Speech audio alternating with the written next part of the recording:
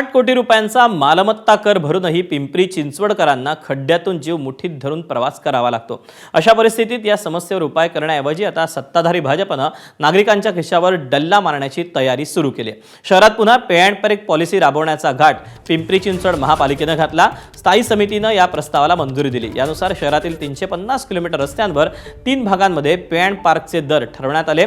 यात मेट्रोनं प्रवास करणाऱ्या दुचाकीस्वाराला 10 तास पार्किंगसाठी 30 रुपये मोजावे लागतील, तर 18 मीटर रस्त्यालगत स्वतःच्या घरासमोर वाहन उभं करण्यासाठी देखील मासिक शुल्क आकारलं जाणार आहे। वाढत्या वाहतुकीला शिस्त लावण्याच्या नावाखाली ही पार्किंग पॉलिसी करदात्यांवर लादली जाते।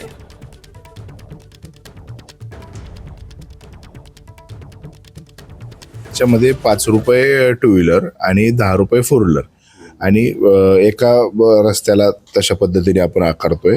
काही रोड जे आहे एकदम प्रीमियम रोड्स आहेत की ज्या ठिकाणी जास्तीची वर्दळ आहे, त्याच ठिकाणी फक्त फोर व्हीलरला आपण 20 रुपये आणि 10 रुपये टू व्हीलरला, अशा पद्धतीने आपण हे धोरण राबवायचा प्रयत्न आपण जीबीला हे दर निश्चितीकरणासाठी पाठवतोय की अवजड वाहनांना त्यांच्या ठिकाणी पर्यायी त्यांची जागा असतात कंपनीजमध्ये, परंतु ते भर रस्त्यामध्ये लावतात। तर ज्यावेळेस त्यांना पैसे त्याचे भरावे लागतील तर ते निश्चितपणे रस्त्यांना ट्रॅफिकचं प्रमाण कमी होऊन जाईल। एबीपी माझा, उघडा डोळे बघा नीट।